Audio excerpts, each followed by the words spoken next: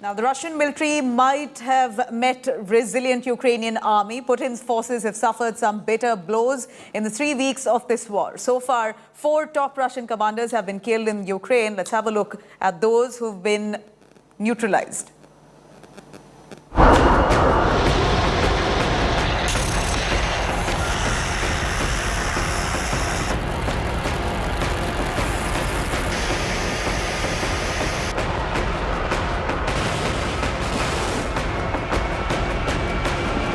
Armed to the teeth,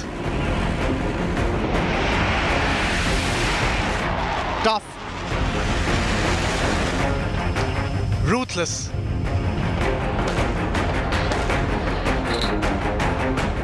the Russian military is one of the most intimidating forces in the world.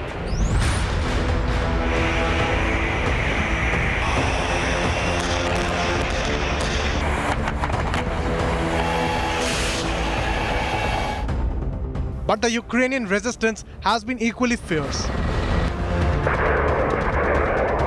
Ukraine has inflicted enough injury on the aggressor. Another top Russian commander, Major General Oleg Mityaev, has been killed. He died during a fierce battle with Ukrainian troops in Mariupol. He was the commander of 150th Motorized Rifle Division. This is not the first blow for the Russians in this war. Earlier, a key commander of the Russian tank regiment, Colonel Andrei Zakharov, was eliminated in Kiev after a heavy fight. Zakharov was a recipient of the Order of Courage from Putin himself in 2016.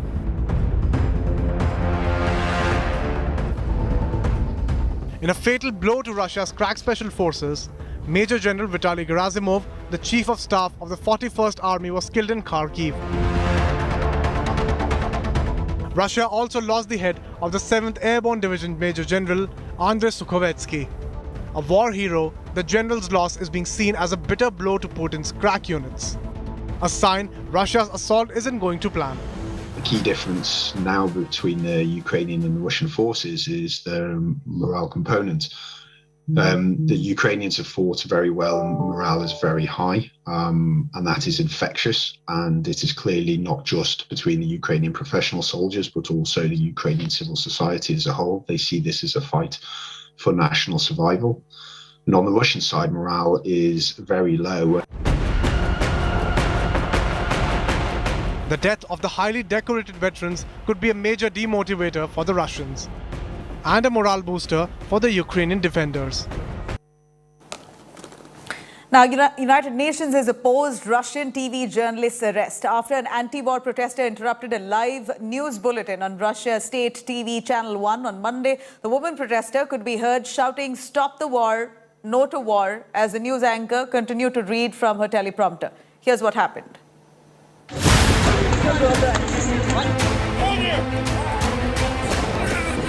An anti-war protest live from a Russian newsroom. Сотрудничество в рамках союзного государства, а на совещании в правительстве обсуждали, как сохранить... Marina Ovsyannikova, an editor at state-run Channel 1, ambushes a news telecast, holding a placard that said, "No war, stop the war. Don't believe propaganda, they are lying to you." союзного государства, а на совещании в правительстве обсуждали, как сохранить... The protester could be heard shouting, "Stop the war, no to war," as the news anchor continued to read from her teleprompter. The channel immediately switched to a news report while the protester was removed. Ovsyannikova was arrested on Tuesday, a day after she staged the protest.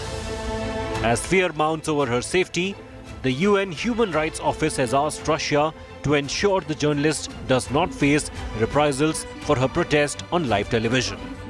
Ovsyannikova could face charges under a new law against discrediting the armed forces. The law passed on March 4th bans the spread of alleged misinformation about the use of the armed forces of the Russian Federation. Ovsyanikova's is not the first protest against war. Да, еще раз заходите, еще раз вам придется зайти на YouTube-канал «Дождь». Earlier, TV Rain, one of the independent media outlets in Russia, shut down after receiving threats from Russian authorities over its coverage of the invasion of Ukraine. The news channel staff had resigned on air after declaring no to war. As the Russian war on Ukraine continues, more voices are finding courage to question President Vladimir Putin. Bureau Report, India Today. Now, meanwhile, global oil prices seem to have finally simmered down quite a bit. Brent crude, one of the most popular international benchmarks followed by analysts there, has now slipped to below $100 a barrel. A special report on why oil prices may fall as quickly as they rose. Have a listen.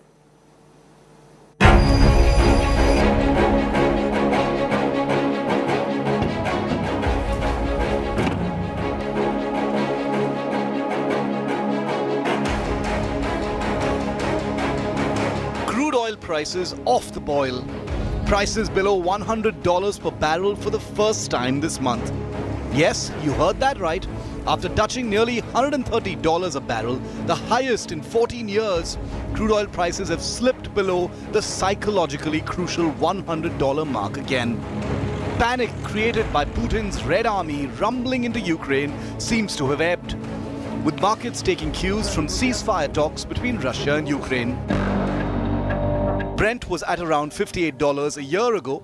It slowly rose to $75 in July before topping $87 in October. Prices eased in December last year, falling to $61. However, the pre-war face-off between Russia and Ukraine pushed up prices to $97. Panic when the war began had Brent trading at nearly $130. A week later, prices have cooled to under $100. So why have oil prices eased, even as the Russian army closes in on Ukraine's capital, Kyiv? Markets feel the ongoing peace talks between Russia and Ukraine may actually work, a step which would increase the global supply of Russian oil.